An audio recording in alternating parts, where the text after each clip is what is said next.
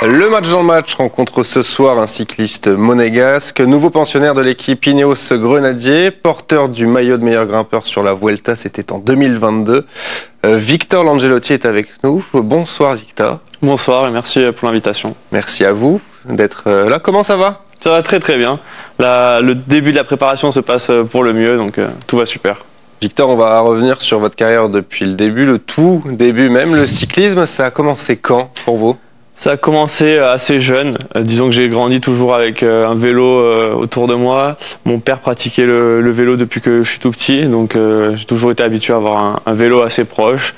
Et ça a commencé, disons, de manière plus sérieuse, à prendre une licence à l'UC Monaco à l'âge de 12 ans à peu près. Mais c'était vraiment par simple passion, amusement, sans aucun but précis dans la tête à ce moment-là. Vous avez pratiqué d'autres sports que le cyclisme plus jeune? Oui, j'ai commencé par le football. J'ai toujours encore maintenant, une grande passion pour le foot, mais j'avais pas les qualités techniques ni physiques pour le foot. Et après, j'ai pratiqué l'athlétisme, où là, ça s'est un peu mieux passé. J'ai beaucoup appris.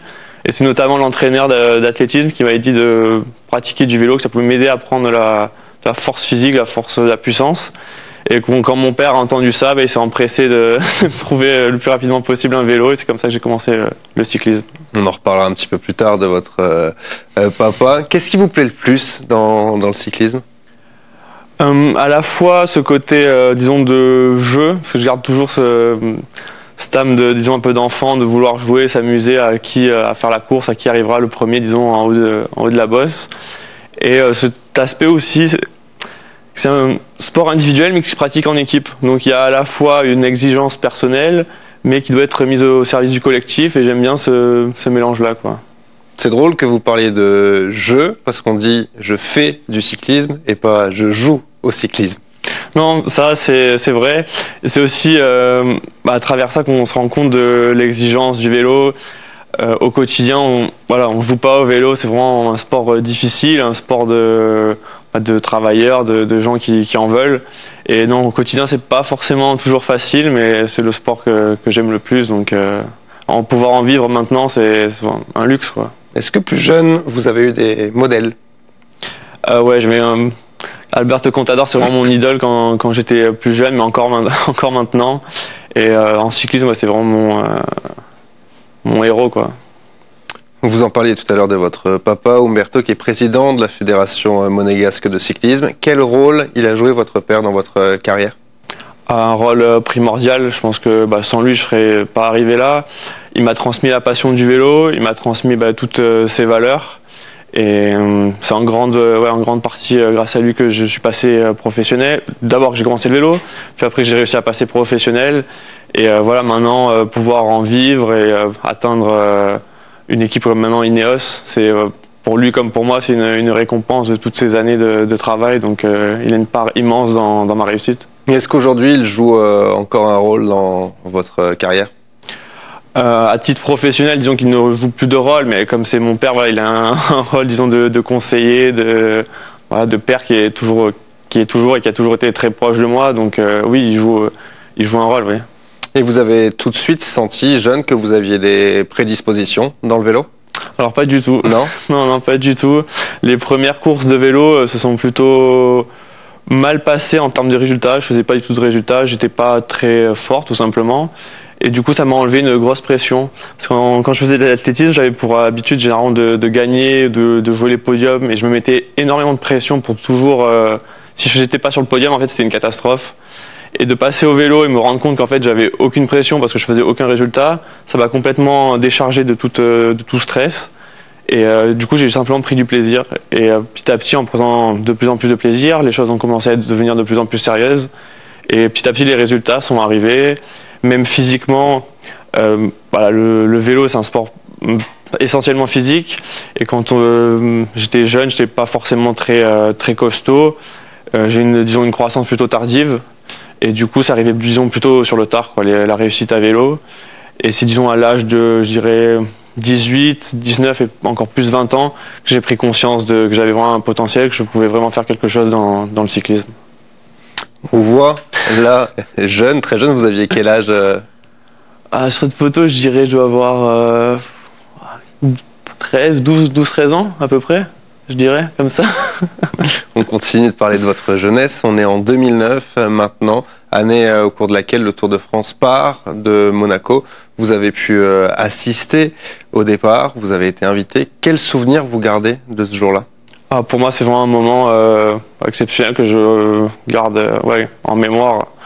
C'est vraiment un moment marquant et c'est vraiment un moment charnière, je dirais, parce que ça m'a... De voir le Tour de France en vrai, de voir ces champions, parce que j'ai pu accompagner Alberto Contador, mais j'ai pu accompagner toute l'équipe Astana sur le podium de présentation du Tour. Et c'est vraiment un moment très marquant. Pendant 4-5 jours, toutes les équipes étaient basées sur Monaco, donc on pouvait voir les coureurs, aller voir les bus des équipes, pouvoir approcher les coureurs. Donc c'était vraiment exceptionnel, j'en garde un souvenir incroyable. C'est à ce moment-là que la vocation elle est complètement née ou ça a accéléré les choses? Non, ça a clairement accéléré les choses. Je faisais déjà du vélo, mais de voir ça de mes propres yeux, de pouvoir côtoyer des champions comme là, Mark Cavendish, enfin, c'est exceptionnel. Ça me fait, ça me fait drôle de revoir cette photo parce que quelques années plus tard, du coup, j'ai pu courir avec lui en professionnel. Donc c'est assez sympa. Mais ouais, non, ça a été vraiment un moment charnière et de pouvoir toucher ça du bout du doigt, c'était vraiment exceptionnel. Et à quel moment vous avez décidé de vous consacrer pleinement au cyclisme? C'était à partir de la catégorie espoir en fait, à l'âge de 20 ans, 21 ans, où là clairement j'avais pour objectif de passer professionnel et du coup ouais, c'était assez clair dans ma tête, je voulais tout faire pour atteindre cet objectif-là. Ça n'a pas été facile, mais voilà, j'ai réussi à passer professionnel au sein de la formation espagnole Burgos BH, donc à ce moment-là j'ai réalisé mon rêve. Vous signez donc en 2017 pour passer pro en 2018 chez Burgos, vous le disiez. Comment elle s'est passée, cette signature? En fait, cette signature s'est passée lors de l'année 2017. J'ai fait 3e, je crois, du prologue du Tour du Val d'Aoste, et c'est ça qu'ils ont accéléré les choses. J'étais mis en relation avec Joséan Fernandez Machin, qui est désormais le team manager de UAE, de l'équipe de Pogacar, qui à l'époque était scout, était recruteur pour Quick-Step, et du coup il allait voir toutes les courses espoirs et beaucoup de courses espoirs en Italie, et c'est comme ça qu'il m'a repéré, et j'avais pas encore le niveau ni la maturité pour pouvoir prétendre à courir pour Quick-Step en World Tour, et du coup il m'a mis en relation avec Julio Andrés Izquierdo, qui est le patron de l'équipe Burgos, qui à ce moment-là montait son équipe au niveau professionnel, et voilà, je l'ai mis en relation avec lui, ça s'est fait assez rapidement, donc j'étais ravi de pouvoir réaliser mon rêve. À l'époque, vous êtes le premier cycliste monégasque à passer professionnel. Qu'est-ce que ça représente pour vous à ce moment-là d'être le tout premier d'un pays? C'est pour moi un rêve qui se réalise, et venant de Monaco, ça semblait inenvisageable, impossible, et de pouvoir le faire, c'est une réelle fierté. Vous vous souvenez de votre toute première course professionnelle? Oui, je m'en souviens très bien parce qu'elle s'était pas très bien passée, ça avait fini assez rapidement, dans des conditions très difficiles, il pleuvait, c'était à Majorque, et très, très dur, conditions très difficiles et beaucoup de chutes et tout, donc c'est pas forcément un super souvenir, mais après ça a été rapidement gommé par, je me rappelle, un Tour de Colombie, j'ai découvert du coup l'Amérique du Sud et la Colombie pour la première fois. Et voilà, donc j'étais ravi de courir sur ce continent. J'ai toujours apprécié la culture latine, donc j'étais très très content de pouvoir découvrir ça. Donc j'en garde un meilleur souvenir que disons la toute première course. Qu'est-ce qui a le plus changé dans votre vie au moment où vous êtes passé professionnel? C'est une exigence qui est complètement différente de celle d'espoir du 23. Ça n'a plus rien à voir, on entre disons dans un nouveau monde, dans la cour des grands. Et tout est plus grand, toutes les courses vont plus vite, donc c'est souvent un gros changement, et justement j'ai eu pas mal de difficultés à m'adapter à ça. Ça m'a pris quelques années, et donc ouais, c'était vraiment un gros changement. Ouais. Il paraît qu'au début de votre carrière, vous jouiez beaucoup aux jeux vidéo, c'est vrai? Ouais, c'est vrai, j'ai longtemps été addict aux jeux vidéo, et justement pendant toute cette première partie de carrière, pendant je dirais 3-4 ans, jusqu'à 2020, j'ai beaucoup de difficultés à associer ma vie sportive et personnelle. Les jeux vidéo prenaient beaucoup trop de place. Et en 2020, j'ai vraiment pris la décision d'arrêter complètement les jeux vidéo. Et ça m'a vraiment changé la vie, changé ma carrière. Et du coup, maintenant, je suis très fier d'avoir mis ça derrière moi et de pouvoir aller de l'avant. Vous avez été aidé, ou vous vous en êtes rendu compte tout seul, que vous jouiez trop? Non, je m'en suis rendu compte tout seul. J'ai été aidé par ma famille, par ma femme notamment, à qui je dois énormément. Et non, c'était une décision personnelle. En fait, simplement, je voyais bien que ma vie professionnelle comme personnelle n'allait nulle part. Et du coup, j'ai vraiment décidé de tout arrêter. C'était la meilleure décision que je pense que j'ai prise de ma vie, quoi. On continue d'avancer dans le temps. On est en 2022. Vous goûtez aux joies d'un premier succès professionnel. C'était lors du Tour du Portugal. Quelle place elle a cette journée dans votre carrière? Ah, c'est exceptionnel, inespéré même. Comme tout coureur, on espère toujours gagner. C'est notre rêve à tous et pouvoir le réaliser 2 ans après avoir vraiment arrêté les jeux vidéo et avoir, disons, repris le cyclisme de zéro, c'était inespéré. C'était un moment exceptionnel, une joie immense partagée avec toute l'équipe, avec tout Burgos. Ça faisait 3 ans que l'équipe n'avait pas réussi à gagner de course professionnelle et du coup casser un peu cette malédiction. C'était un moment incroyable. Qu'est-ce que ça vous fait de revoir cette photo? Ça me procure beaucoup d'émotions et ce qui me plaît le plus encore, c'est de voir au second plan Alex Molenaar, un de mes coéquipiers qui célèbre aussi, quoi. Donc voilà, c'était vraiment un moment de joie partagée. Quelques semaines après ce succès, il y a le Tour d'Espagne où vous êtes porteur du maillot de meilleur grimpeur. Racontez-nous ces quelques jours que vous avez passé avec un maillot distinctif. Ouais, c'est une semaine complètement folle parce que entre l'image précédente du Tour du Portugal et celle-ci, je crois qu'il y a 5-6 jours qui se séparent. Et j'étais pas du tout prévu sur sur le Tour d'Espagne, j'étais pas du tout prévu dans l'équipe de départ. Et en fait, c'est parce qu'un de mes coéquipiers, André Madrazo, malheureusement a été donné positif à la Covid juste avant le départ et du coup j'ai dû le remplacer en dernière minute. Je suis arrivé parce que le départ était aux Pays-Bas. Je suis arrivé aux Pays-Bas le vendredi dans la nuit de jeudi à vendredi dans la nuit et le départ se faisait vendredi. Et c'était par un contre-la-montre par équipe. Comme j'étais pas du tout prévu là-dessus, j'avais pas du tout travaillé le contre-la-montre par équipe avec tous mes coéquipiers. Du coup, j'étais jeté dans le grand bain direct, mais c'était un rêve de pouvoir participer d'abord à la Vuelta. Et j'étais comme un enfant, j'étais émerveillé de tout, j'essayais de prendre le plus d'expérience possible et de profiter au maximum. Et à aucun moment j'envisageais de porter un maillot distinctif ou de me battre pour des étapes. Et si je dis pas de bêtises, sur la 5e étape, je me retrouve à l'avant de la course, en échappée. C'était une étape assez difficile. Je crois que l'échappée avait mis une bonne heure à se former, donc beaucoup de batailles. Et enfin, on avait réussi à prendre la bonne échappée. Et voilà, je me suis retrouvé à l'avant à me battre pour une victoire d'étape. Et avant même de penser à la victoire d'étape, il y avait ce premier objectif du maillot de la montagne, des Grands Prix de la montagne. Et du coup, je me suis dit, voilà, les Grands Prix de la montagne sont là, le maillot est à portée de main. Je vais tout faire pour essayer de prendre les points et de prendre le maillot. Sans arrière-pensée, sans trop penser à l'étape. Et au final, j'ai pris les points de la montagne. Je me suis retrouvé à disputer l'étape du jour avec d'excellents coureurs. Donc c'était une journée vraiment de rêve. Et encore aujourd'hui, c'est mon meilleur souvenir sur un vélo. Finalement, dans cette Vuelta, vous vous abandonnez. Est-ce qu'il y a des regrets ou alors la joie d'avoir porté ce maillot distinctif prédomine? Non, vraiment aucun regret. Je pensais même pas être au départ de la course. Je pensais même pas pouvoir prendre le maillot de la montagne. Donc en fait, ça a été vraiment du pur plaisir. J'ai malheureusement chuté, j'ai dû abandonner, mais j'étais tellement heureux en fait, tellement content que je me suis dit bon, ça fait partie du jeu, ça fait partie de l'aventure. Et non, aucun regret. C'est la plus belle saison 2022 de votre carrière pour le moment? Non, je dirais la plus belle en termes de régularité, je dirais c'est peut-être 2023 et la première partie de 2024.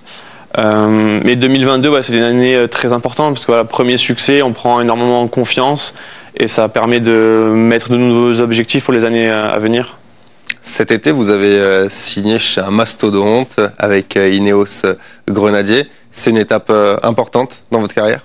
Ouais, c'est une étape très très importante, c'est un changement énorme en termes de structure. Les équipes Burgos et Ineos, disons, n'ont rien à voir. Comme vous l'avez dit, c'est un mastodonte, c'est l'ancien Team Sky, donc l'une des équipes les plus victorieuses de l'histoire du cyclisme. Et en étant jeune, voilà, dans les catégories junior et sport, j'ai grandi avec les succès de Christopher Froome, de Bradley Wiggins, de Geraint Thomas, Donc maintenant atteindre ce niveau-là qui me permet justement de prétendre, d'être dans l'équipe Ineos et de pouvoir côtoyer des grands champions comme Geraint Thomas et Egan Bernal, c'est juste incroyable, quoi. Quels vont être vos objectifs pour cette saison? Alors à titre personnel, ça serait toujours de gagner, c'est de remporter une victoire et d'en remporter plusieurs si possible. Et après, ça serait d'aider au mieux mes leaders tout au long de l'année. Si on se projette un petit peu plus, il y a la Vuelta 2026 avec un départ depuis Monaco. C'est dans un coin de votre tête? Ah, c'est plus que dans un coin de ma tête, c'est clairement un objectif. J'en ai déjà parlé avec l'équipe et c'est clairement un objectif commun d'être déjà au départ de cette Vuelta et de pouvoir simplement courir à domicile. C'est un luxe auquel je peux pas manquer le rendez-vous. Et le Tour de France, vous y pensez? Oui, le Tour de France, c'est, je pense, pour tout coureur, un rêve déjà d'y participer.